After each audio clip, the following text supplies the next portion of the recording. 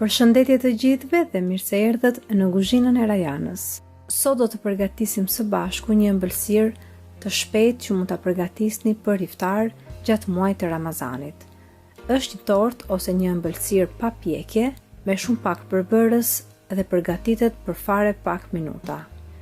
Në fund fare del shumë e shijshme, prandaj mos hezitoni ta provoni dhe ta shijoni me familjarët tuaj. Le të nisim pa humbur kohë me përgatitjen e recetës.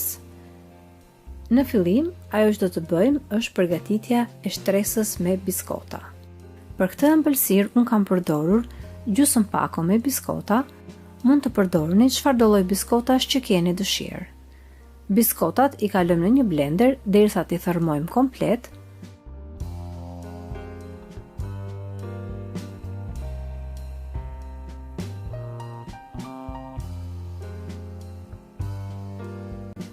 Edhe më pas, tek biskotat e thërmuara komplet, do të shtojmë edhe rreth 200 gram gjalp të shkrirë. Megjithatë, përdorimi i sasisë së gjalpit varet shumë edhe nga lloji i biskotave që përdorni, prandaj kur e hidhni gjalpin e shikoni vetë me sy. Nëse ka nevojë për më tepër gjalp, mund të shtoni ose mund të shtoni edhe më pak gjalp nga sa kam përdorur unë në këtë video.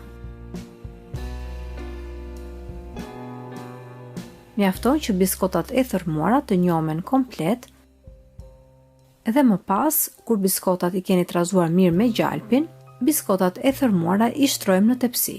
Mirë është të përdorni një tepsi të cilës i hapet pjesa e poshtme për ta pasur më të lehtë në fund fare kur ëmbëlsirën e keni gati. I shtrojmë biskotat e thërmuara në fund të tepsisë. Mund t'i shtroni duke përdorur një lugë, ose mund të përdorni një spatull, ose mund të përdorni edhe fundin e një gote. I niveloni mirë biskotat në mënyrë që të formoni një shtresë biskotash me trashësi të njëjtë. Dhe pasi keni niveluar mirë biskotat në tepsi, e vendosim tepsin për disa minuta që të pushojë në frigorifer dhe në ndërkohë do të përgatisim pjesën e kremit për ëmbëlsirën. Pjesën e kremit jeni të lirë ta përgatisni sipas dëshirës suaj, ju mund të përdorni çfarëdo lloj kremi që keni dëshirë, por unë po ju tregoj një mënyrë shumë të thjeshtë duke përdorur vetëm krem djathi dhe krem pana ose hopla që përdoret për ëmbëlsira. Unë kam përdorur rreth 200 ml krem pana, të cilën e kam pasur të ftohtë në frigorifer dhe më pas e hedhim tek një tas. Ku shtoj edhe 2 lugë gjelle me sheqer. Sheqer mund të shtoni sipas dëshirës, mund të shtoni edhe më tepër ose edhe më pak nga sa kam shtuar unë në këtë video, dhe më pas masën e kremit pana do ta rrahim duke përdorur një rrahës elektrik. E rrahim kremin derisa të shikoni që kremi është formuar dhe masa është bërë kompakte dhe është gati për ta përdorur. Dhe kur kremin pana ose kremin hopla e keni gati, tani te kremi do të shtojmë edhe kremin e djathit. Unë kam përdorur krem djathi Philadelphia dhe në këtë rast kam përdorur rreth 300 gram krem djathi. E hedhim kremin e djathit tek masa e kremit pana dhe më pas të gjithë masën e përziej mirë duke përdorur një tel kuzhine. E trazoni mirë në mënyrë që e gjithë masa të bëhet homogjene dhe tani kremin e keni gati. Tek masa e kremit, nëse doni, mund të shtoni edhe fruta brenda, ose mund të shtoni edhe puding, ose mund të shtoni edhe salca të ndryshme.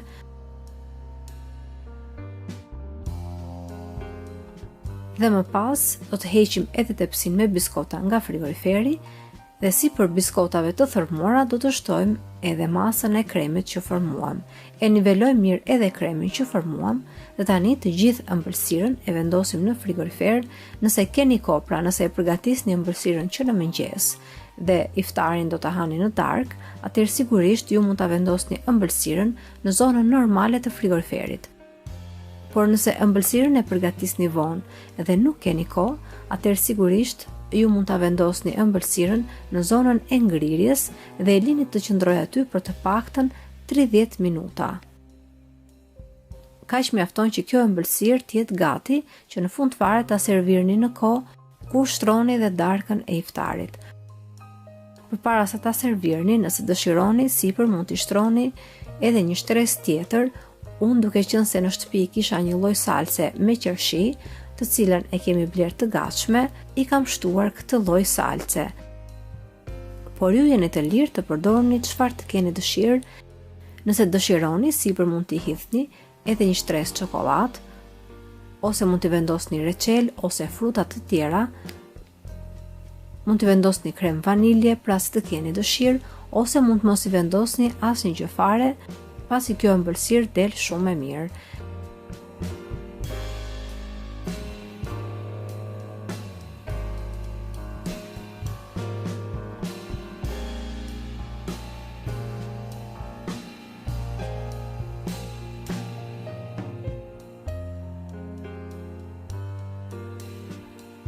Dhe në fund fare, nuk na ngele gjë tjetër veç se ëmbëlsirën ta servirim për familjen tonë.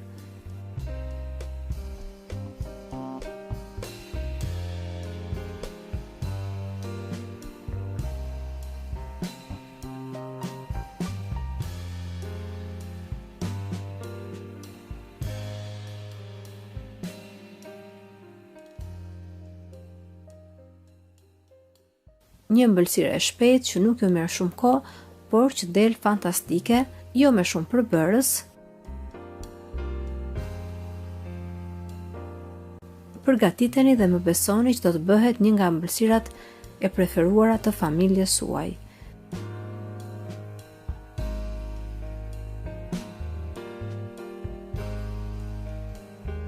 Shpresoj shumë që kjo video ty ketë pëlqyer dhe nëse po, mos hezitoni të jepni asaj një like, si të ta shpërndani me miqtë dhe familjarët tuaj në rrjetet sociale.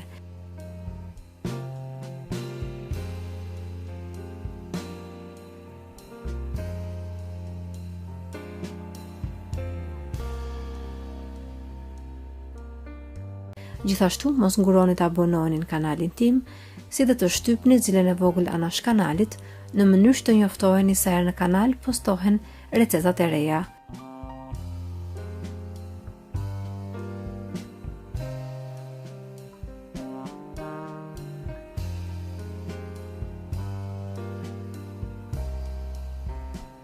Ju falenderoj të gjithëve që më ndoqët edhe në videon e sotshme.